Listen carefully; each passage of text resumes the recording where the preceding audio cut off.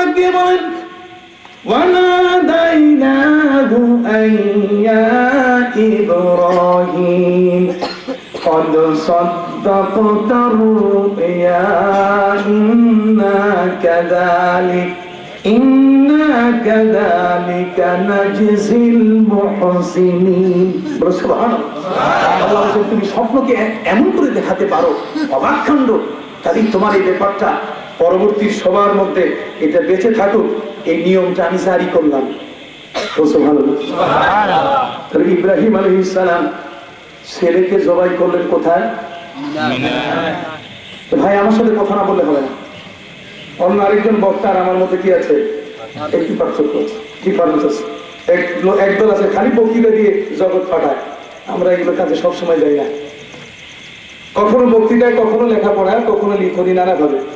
এখানে একটি কথা, হযরত ইব্রাহিম আলাইহিস সালাম তিনি ছেলেকে জবাই করার জন্য সবাই দিলেন কোথায়?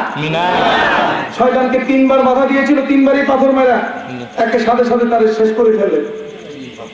এই মিনার ঘটনাটা যেটা ঘটছে, প্রতি বছর কি ইব্রাহিম ছেলে ইসমাইলকে এখানে জবাই করে? কিন্তু সেই জায়গায় তো হাজিরা যান, কি বলেন, যান কিনা? সেই জায়গায় হাজিরা গিয়ে মিনায় গড়াগড়ি যান কিনা? আমি ইব্রাহিম আলাইহিস সালাম তার ছেলে ইসমাইলকে যে জায়গায় জবাই করেছে, সেই জায়গায় যদি মুসলমানরা যাইতে পারে, ওই জায়গায় যদি হজের একটা বিশাল কিছু হইতে পারে, কথা বুঝেন নাই?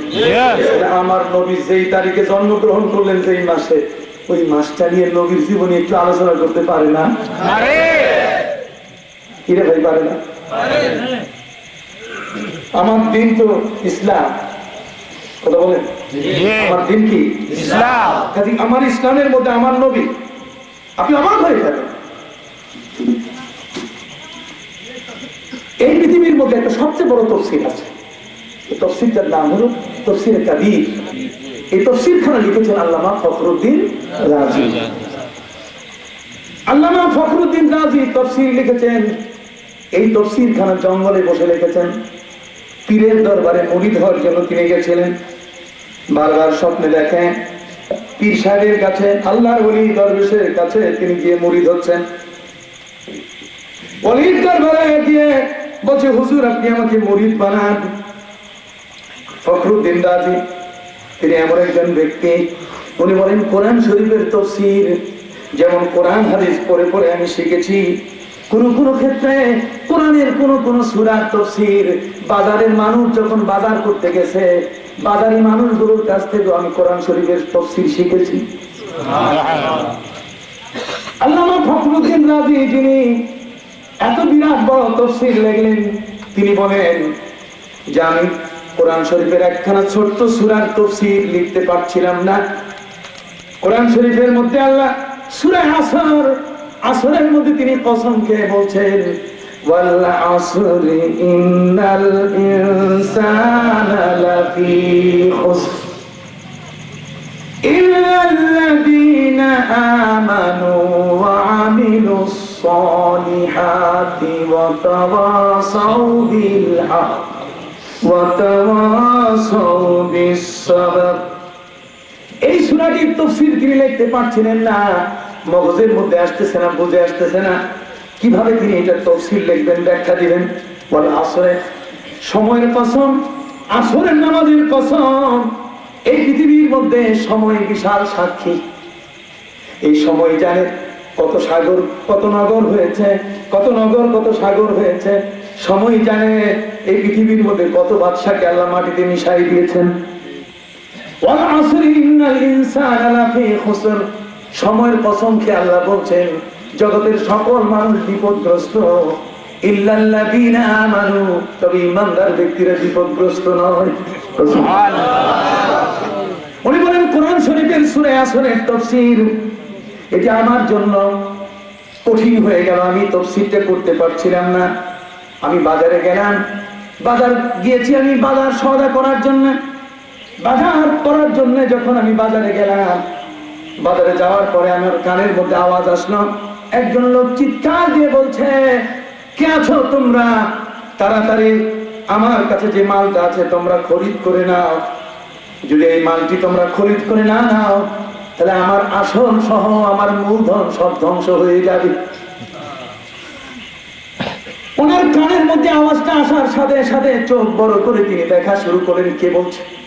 তিনি দেখতে পেলেন একজন আইসক্রিম বিক্রেতা, একজন বরফ বিক্রেতা যে বাজারে আইসক্রিম বিক্রি করে।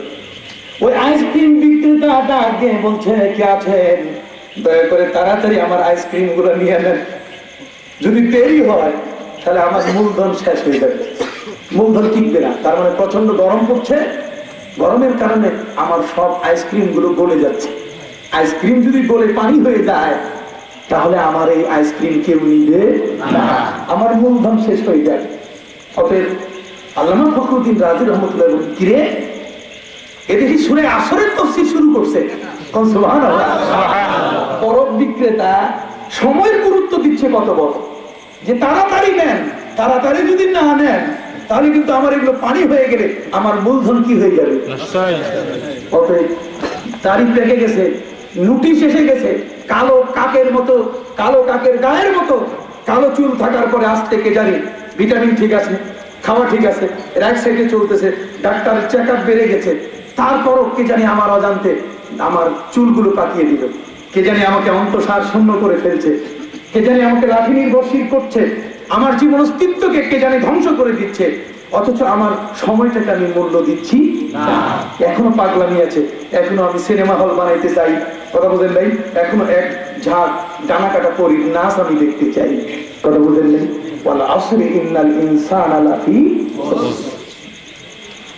যিনি বলেন একজন বাজারের বরফ বিক্রেতার কাছে আমি সময়ের মূল্য শিখলাম, সে আল্লামা ফখরুদ্দিন রাজি বলেন, তিনি নিজেই বলছেন, ওই কাবা ঘর এটা মুসলমানের কিবলা, মুসলমানরা কাবা ঘরের দিকে ফিরে নামাজ পড়ে। এই পৃথিবীর মধ্যে সমস্ত মাখলুকের কিবলা আল্লাহ একরকম করে দেন নাই। যারা হামলাতুল আরশ, আল্লাহর আরশ বাহী ফেরেশতা যারা, তাদের কিবলা হলো আরশ, না তাদের কিবলা কি আরশ। বাইতুল মামুরের দায়িত্বে যে ফেরেশতাগুলো আছে তাদের কিবলা হলো বাইতুল মামুর। এই দুনিয়ার মধ্যে ইহুদিদের কিবলা হলো বাইতুল মুকাদ্দাস, আর খ্রিস্টানদের কিবলা হলো পূর্ব দিক। যেহেতু মরিয়ম তার নিজের বাড়ির পূর্ব দিকে, ঈসা নবীকে একটা মরা খেজুর গাছের গোড়ায় বসে জন্ম দিয়েছেন। খ্রিস্টানদের ধর্ম অনুযায়ী বাড়ির পূর্ব দিকে ঈসা নবী জন্ম নেওয়ার কারণে যদি পূর্ব দিক কিবলা হয়, আল্লামা ফখরুদ্দিন রাজি বলেন কাবা ঘর কিবলা এই কারণে আল্লাহ বানাই দিয়েছেন যেহেতু কাবা ঘরের পাশে নবীর জন্ম হয়েছে।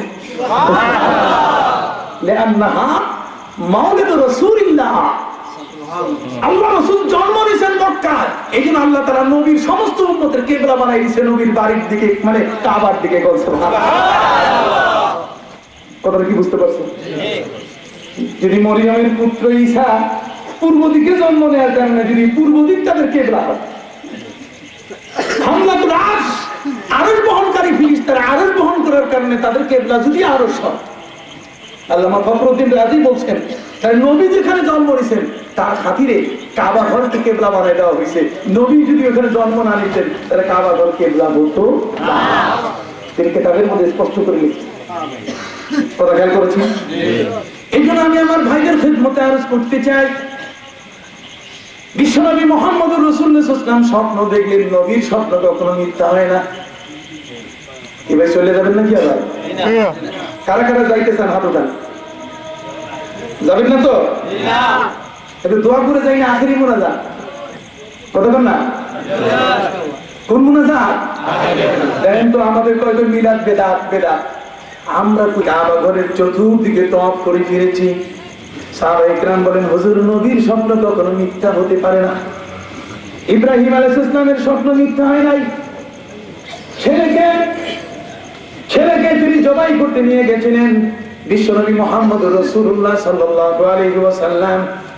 আল্লাহ পাক রব্বুল আলামিন তার সম্মান এবং মর্যাদা এত বড় বানাই দিয়েছেন, সেই নবী মুহাম্মদুর রাসূলুল্লাহ সাল্লাল্লাহু আলাইহি ওয়াসাল্লাম জগতের সকল মাখলুকের তিনি নবী। সুবহানাল্লাহ। তিনি বলছেন যে আমি স্বপ্নে দেখেছি কাবা ঘর চতুর্দিকে তওয়াফ করে ফিরছি। সাহাবীরা বলছেন হুজুর আপনার স্বপ্ন মিথ্যা নয়, চলেন মক্কা যাব। এই কথা সকালবেলা এত ফ্লাশ হয়ে গেল যে দেখতে দেখতে 1400 সাহাবী রেডি হয়ে গেলেন। কতজন? নবীজি সবাইকে বুঝায় বললেন যে দেখো এইবারে নয়, আগামী বছরে যাব। সাহাবীরা বলছেন না হুজুর, আপনি স্বপ্ন দেখছেন, কাজে এই বছরই যাব। নবীজি বললেন তাহলে চলো যাই। কিন্তু সেই বছরে আসলে নবী যা বলছেন তাই হয়েছে। কাবা ঘরে ঢোকা হয়, মক্কার হরম এরিয়ার মধ্যে সেখানে সন্ধি হয়েছে। ওই সন্ধি সব উল্টা। আমার নবীর নাম রাসূলুল্লাহ শব্দ মুহাম্মদের পর কেটে দিতে তারা প্রস্তুত হয়েছিল। আমার নবী হযরত আলীকে বলেন আলী কাটো। আলী বলছেন না, আপনার প্রতি মুহাম্মদের কমতি নাই। যে কলম দিয়ে আলী রাসূল শব্দ লিখেছে সেই আলীর কোন শক্তি নাই ওই হাত দিয়ে রাসূল কেটে দেবে।